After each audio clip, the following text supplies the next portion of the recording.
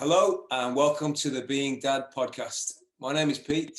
I've been married to Emma for 11 years and we have a 6-year-old boy called Frank. Hi there, I'm Ian. I've been married to Catherine for 5.5 years. I've got a 3-year-old named Kira and a 1-year-old named Rosie.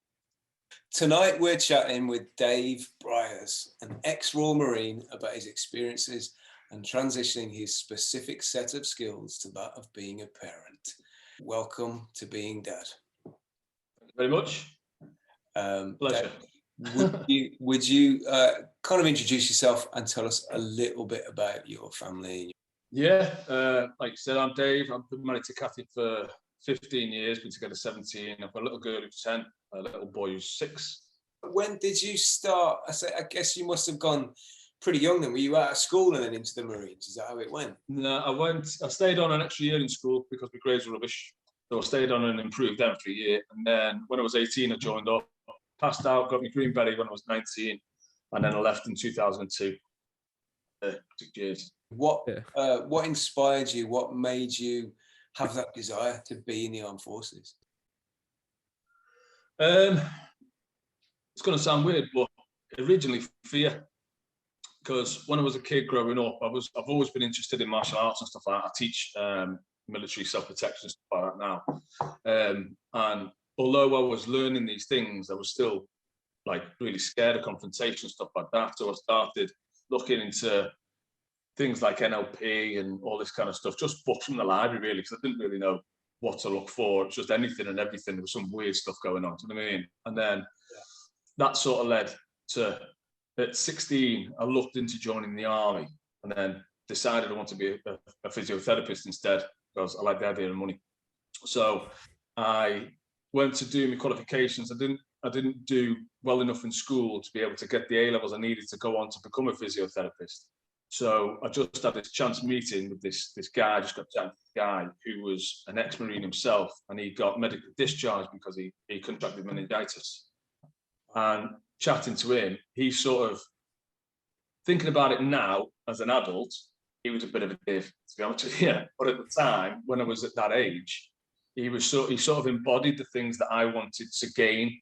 And he was talking about the things that he'd done and where he'd been and jumping out of helicopters and blowing things up and stuff like that. And when you're that age, you're finishing school and it looks like you're going to go and work on a building site. It sounds all, you know what I mean? So I went down to the careers office, and the process for joining up took me nearly a year because you have to do all the paperwork, the medals, and you have to go down and do a pre-run, if you like. You go down for 3 days and they beast you for 3 days, and if you're still standing at the end of it, then you can come back and they beast you some more for 10 months. Do you know what I mean? And then joined up from there really. So it was more. It wasn't to become a Marine or to get the green beret or have commando flashes and all that kind of stuff. It was more the type of person I wanted to be. That's the route that seemed to give me everything I wanted. Do you know what I mean? Yeah. And to a degree, it did. That person was a role model for you, like a male role model. Of a fashion, yeah. As an adult now, and certainly as a father, you wouldn't be. You know what I mean? Yeah. But at the time, absolutely. Yeah, definitely. I hear. So you've worked in very intense masculine roles and environments. Can you tell us, has that helped or hindered you in your role as a dad? I think a bit of both, really. I think the commando ethos, if you like, it's literally written into the commando sort of ethos. Cheerfulness under adversity is a big thing, and having a sense of humour when it all hits the fan is a big deal in the Marines. And you do get quite a dark sense of humour because of the context that you're in. Yeah, and I think that's essential. 4 a.m. and you're doing a feed. They won't go to sleep and they've just puked all over you, and all you want to do is get your head down because you've got work in 3 hours. Then you've got to find something funny in that, otherwise you're just going to fall apart, aren't you? Do you know what I mean? From a transferable skills point of view, it's more of a mental discipline thing. So if you're used to going out and you're going to be soaking wet, starving hungry, really tired and knackered for weeks at a time, then you've still got a job to do.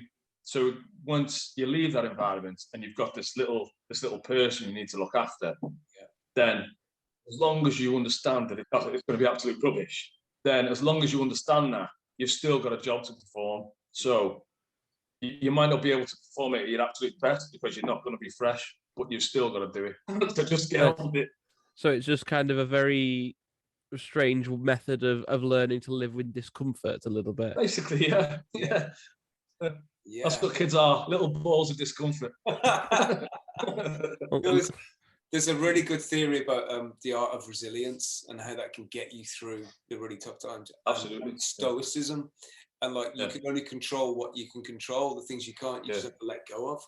And it sounds like the ultimate training for being a parent is the Royal Marines. You're given a new human to keep alive, and someone's taken all your sleep and any sense of like logic that your brain ever had is gone, and you're like, well, I've got to keep this person alive.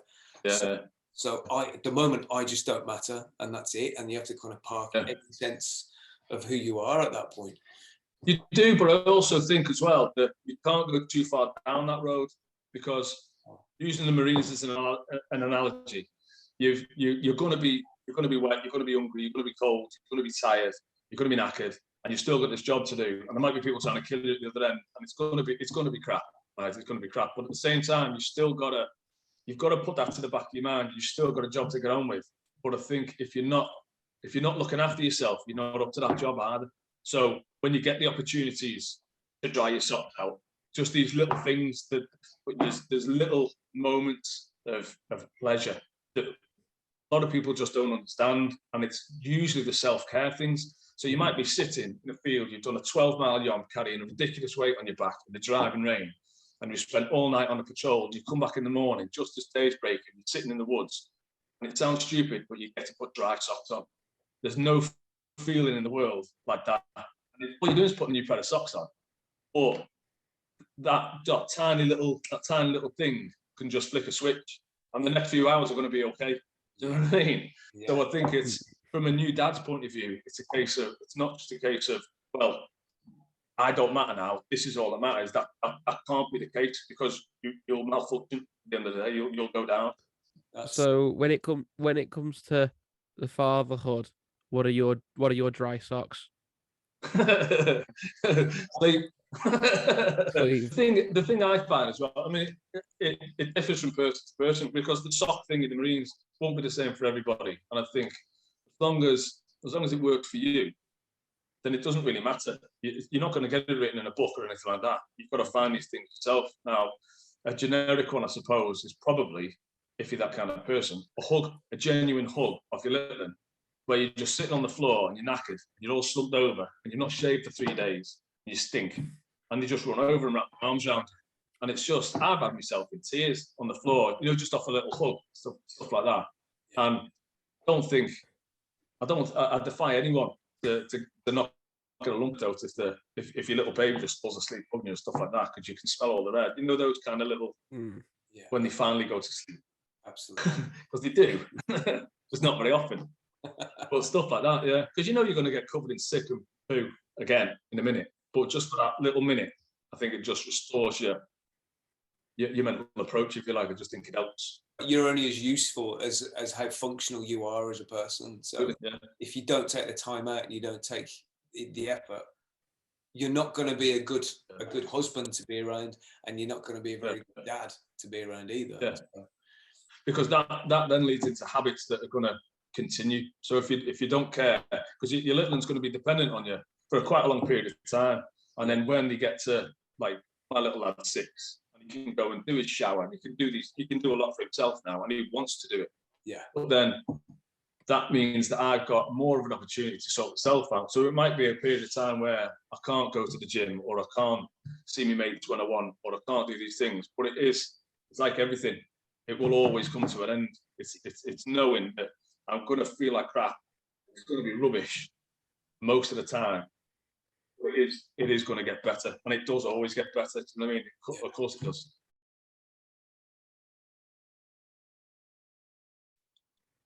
The phrase toxic masculinity, It's used quite a lot in popular culture right now, and it's something that's being talked about a lot more in recent years. Do you understand it, and do you believe it could be an issue for young men? I think there's a lot of arms to that. It's quite a big question in my personal opinion. Masculinity isn't a set of specific behaviors. It's more of a mindset, and it comes from, and this is only my own perspective of it, it comes with a degree of confidence as well. If you haven't got the confidence to back up your own theories, if you like, and your own personality, then I don't necessarily believe that is masculinity. I think that's insecurity. Mm-hmm. So is it toxic insecurity that's the issue, or is it the masculinity itself? It's from a negative concept, because it's about this idea that men are supposed to dominate, men are supposed to be in charge, regardless of what they're doing. So, which encourages a lot of negative behavior. And I think you kind of touched on it there, saying it's actually just insecurity, and it's men behaving in a way that they think they can and they're entitled to because they're a man. And then that's where the problems come in, because men, it's about how you channel it, isn't it? Yeah, if you're allowing your life to be driven by insecurities, if you're not willing to be introspective enough to find out what your own insecurities are and do something about it, then you're going to pass them on to your kids. Going back to what it is, I have a quite strong belief that if you want to be, not if you want to be any good, if you want to have a good relationship with your kid, you need to get rid of the insecurities that have been passed on to you by your own parents. I spend a lot of my time thinking, well, what would my dad have done? You know what I mean? Or what would my mum say about this? And then you think, is that the way that I want this to go? Yeah. And then you have to temper your own response to that situation with how you would like it to go. So everyone's you're sort of learning from day one, really. Yeah. Do you know what I mean? Yeah. Absolutely. No, that really resonates with me, mate, because when we did our training, we all talked about our experiences of mental health difficulties and what we've gone through. And it sounds like you've done a bit of reflection on this, because I didn't have a great relationship with my dad growing up. He was a very aggressive, distant man, emotionally cold man, and I found out that his own father was in both World Wars. His own father signed up for World War I when he was only 14 years old. So I think by the time my dad was born, I don't think he saw his own father for about 5 or 6 years. So he had no relationship, and the only understanding he had was of someone who was authoritarian. And he kind of... I'm probably suffering from like PTSD and all these kind of things, which didn't exist at the time.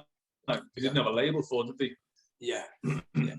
And he obviously didn't have the emotional capacity to deal with that situation. So I was very determined with my own son to just not pass those things on. So I had to understand and reflect, where does my anger come from? Where does my frustration come from?